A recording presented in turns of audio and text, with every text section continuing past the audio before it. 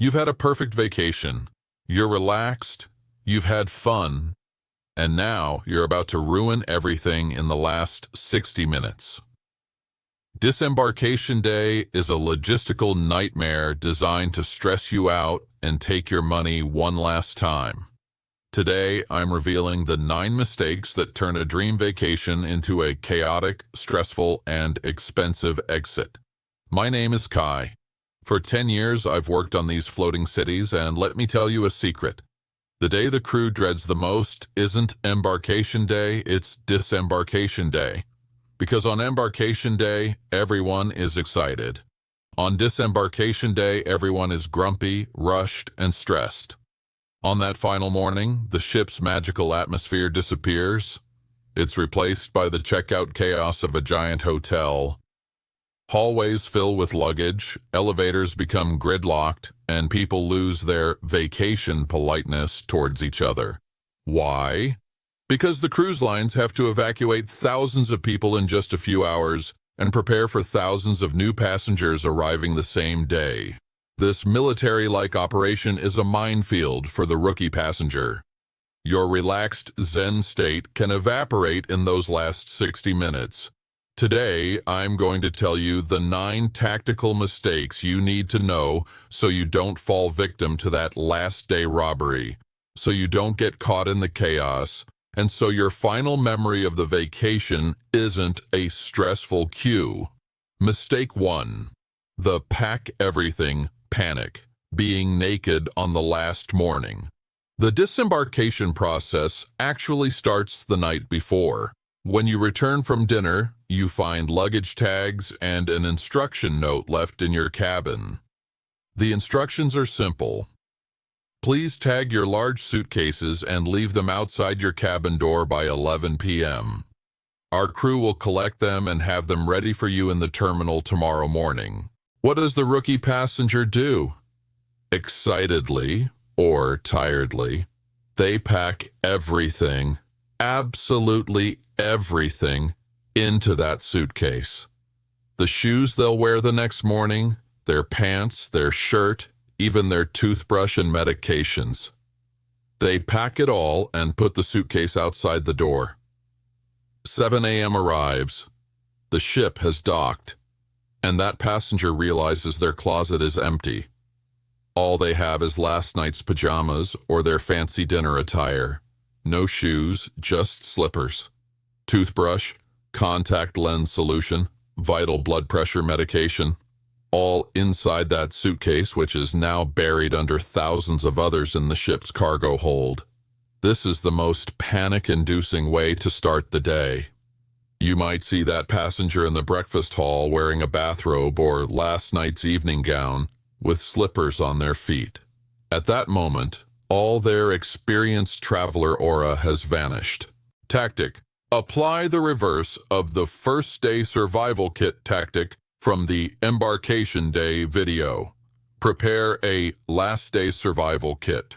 While packing your suitcase the night before, set aside everything you will need the next morning in a small carry-on bag, a complete set of clean clothes, underwear, socks, pants, shirt, comfortable shoes, not slippers, all your essential medications, basic toiletries like toothbrush, toothpaste, contact lens solution, your passport, wallet, and cruise card.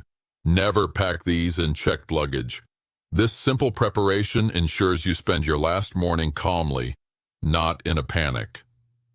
Mistake 2, the bill nightmare, the guest services queue. This is the revenge of the guest services queue I mentioned in the Embarkation Day video. We told you not to get in line then, right? But on the last day, if you haven't checked your bill, you will be forced into that line. Most passengers spend money throughout the cruise. The convenience of charge it to the room card makes you lose track. The passenger thinks it's probably correct and doesn't bother checking their final bill. Or worse, they look at it at 7 a.m. on the last morning, notice that mysterious $75 spa charge or a minibar item they didn't consume, and what do? They run panicking to the guest services desk, but there's a problem. 300 other passengers are doing the exact same thing. The scene you see in the ship's atrium at that moment is even worse than the embarkation day queue. Because now, people aren't excited, they're angry. Everyone is stressed about catching flights or getting back to work. Waiting 45 minutes in that line to fix a $75 error becomes your final memory of the vacation. Even if you get the $75 back, you can't get that stress back. Tactic: do not leave checking your bill until the last morning. Go to the guest services desk the afternoon before disembarkation while everyone else is preparing for dinner. It's usually empty then. Ask for a printout of your statement. Review it calmly. Is there a mistake? Resolve it right then, peacefully. On the last morning, while everyone else is panicking in that queue, you can calmly grab your bag and leave the ship. Mistake 3. The breakfast chaos, the last assault on the buffet. We said rushing to the buffet on embarkation day was a rookie mistake. On disembarkation day, this mistake transforms from rookie error to pure madness. Everyone wants one last free breakfast before leaving the ship. And everyone, after dropping off their luggage and being kicked out of their cabins, heads to the same place between 8 and 9 a.m., the buffet. The scene is worse than the embarkation day chaos, because now people aren't relaxed. Everyone has their last day survival kit carry-on bags, their coats. There's nowhere to sit. Long lines form at the coffee machines. People are tense, bumping into each other. The dream of a peaceful final breakfast turns into a battlefield. Tactic: skip the buffet. Just like on embarkation day, the main dining room is usually open for breakfast service on the last morning. Most rookies don't know this, or fear it will be too slow. It's the opposite. In the main dining room, you sit calmly, a waiter serves you, your coffee arrives promptly, and you eat a freshly cooked omelet. Instead of spending 15 minutes searching for a seat amidst the buffet chaos, you have a civilized breakfast in 20 minutes. End your vacation in a restaurant, not a refugee camp. Mistake 4. Misunderstanding. Self-assist. Debarkation. The elevator gridlock. Cruise lines offer two main disembarkation options. Standard debarkation. You put your luggage out the night before, the ship assigns you a group number, color or number, and you disembark in turns. Self-assist, walk-off. You don't put your luggage out. You carry all your belongings yourself and usually disembark with the first group, between 7 and 8 a.m. What does the rookie do? I'll do self-assist. It's faster, they decide. But they forget they have 2 large suitcases and 3 carry-ons to handle alone. At 7 a.m., they try to leave their cabin with all this luggage. But there's a problem: the elevators. All the ship's elevators are gridlocked by hundreds of other self-assist passengers trying to do the same thing. Trying to drag heavy suitcases down 8 flights of stairs. This is the most sweaty and frustrating way to end your vacation. Tactic: be honest with yourself. Unless you have an urgent flight to catch and you have only carry-on luggage, do not attempt self-assist. Let the crew handle your bags. Choose standard debarkation. While waiting for your group number, enjoy a coffee in a quiet corner of the ship. Don't rush. If you must do self-assist, be prepared like a pro traveling with only carry-on luggage. Mistake 5. The disembarkation pusher. The final annoyance. Remember the pusher character from the Passengers Hate You video who cut in line while going ashore? The most despised version of that character appears on the last day. The disembarkation announcement is made. People are waiting civilly by the elevator or in the exit corridor, and then they arrive, using their giant suitcase like a tank, shouting, excuse me, I have a flight," usually a lie, pushing past everyone to get to the front. This creates even more anger than the embarkation day chaos, because these people are tired and stressed. What you're doing isn't just rude, it's a safety hazard. You could knock someone over in that corridor, run over someone's foot, and believe me, no one will show you any understanding at that moment. You're likely to get a harsh verbal warning or even start a fight. Tactic. Everyone has a flight. Everyone needs to get somewhere. Pushing doesn't speed up the process. Quite the opposite. It creates chaos, forcing the crew to intervene and slow the line down. Wait your turn. Maintain your civility until the very last minute of your vacation. Mistake 6. Port robbery. Part 1. The taxi and transfer trap. Congratulations! You survived the chaos, got off the ship, and collected your luggage. The moment you step out of the terminal building, the second phase of the last day robbery begins. Suddenly, you're surrounded by 10 people shouting, "Taxi! Taxi! Airport! Cheap! You're stressed! You just want to get going. You jump into the first car you see, and at that moment, you've been ripped off. These unofficial taxi drivers will charge you 3 times the normal fare. Or they'll take you the longest route. Or they'll say the credit card machine is broken and demand an exorbitant amount of cash. Your last memory of the vacation shouldn't be arguing with a taxi driver in a foreign city. Tactic. Never get into a vehicle with someone shouting at you at the terminal exit. You have 2 options. Plan ahead.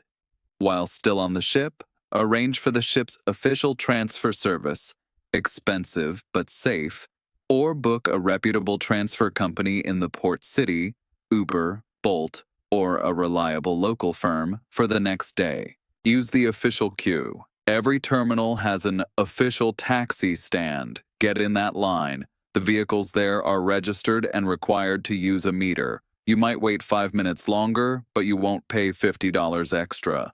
Mistake 7. Port robbery, Part 2. The same-day flight gamble. Again.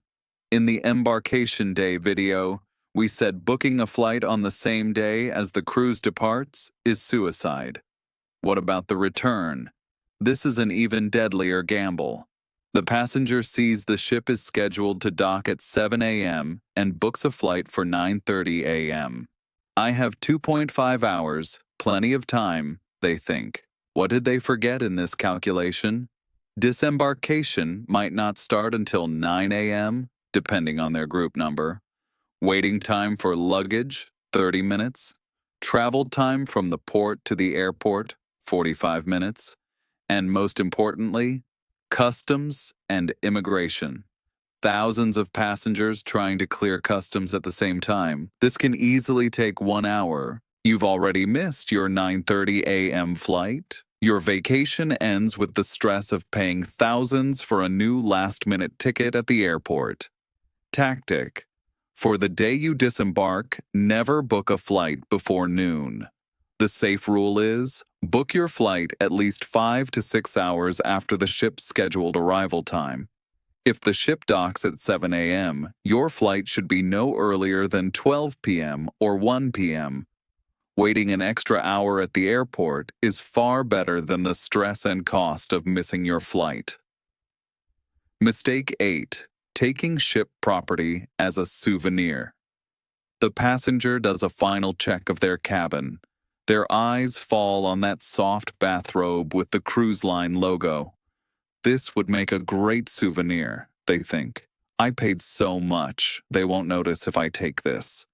And they stuff the bathrobe into their carry-on. They won't notice? Believe me, we notice. We stewards have an inventory checklist when we clean the room after you leave. How many towels? How many bathrobes? Every missing item is immediately charged to your onboard account. After you've left the ship, a charge is quietly made to the credit card linked to that account. And that souvenir bathrobe ends up costing you $75 to $100. You've paid more than double for the same bathrobe that's sold in the ship's gift shop for $40. This is the most foolish financial mistake. Tactic. Nothing on the ship, except the small toiletries you've opened, is free. Towels, bathrobes, pillows, even sometimes the ice buckets are ship property. Did you really like something? Ask guest services. They'll likely direct you to the gift shop where you can buy it legitimately. Don't steal. Don't get ripped off. Mistake 9. Trashing the feedback form. On the last night, along with your final bill, a guest satisfaction survey is left in your cabin. Most passengers glance at it and toss it in the bin, thinking, I can't be bothered. This isn't just disrespecting the crew. It's also sabotaging your own future vacations. Those surveys are vitally important to us. My performance, or your waiter's performance, is evaluated based on the scores in those surveys. If you were happy with our service but don't mention it, you prevent us from getting bonuses or promotions. More importantly, if you were unhappy about something, food quality, cleanliness, itinerary, etc., and you don't write it on that survey, the cruise line never knows there's a problem. And you will encounter the exact same problem on your next cruise. Tactic. Take the 5 minutes. Fill out the survey. Be fair. If a crew member, like me, gave you excellent service, write my name down. That's the biggest tip you can give us. If something was bad, criticize constructively. This is the most professional way to help both us and the passengers who come after you. Conclusion. Let your landing be as smooth as your sailing. And there you have it. 9 mistakes that can turn a dream vacation into a nightmare in the last 60 minutes. As you can see, disembarkation, just like embarkation, is a game of strategy. Don't rush. Be prepared, check your bill in advance, pack your bags smartly, and be vigilant against that last-day robbery in port. My name is Kai. It's my job to ensure your vacation is perfect from beginning to end. Use these tactics so that your wonderful memories aren't overshadowed by stress in the final moments. Leave the ship like a pro, calmly, not in a panic like a rookie.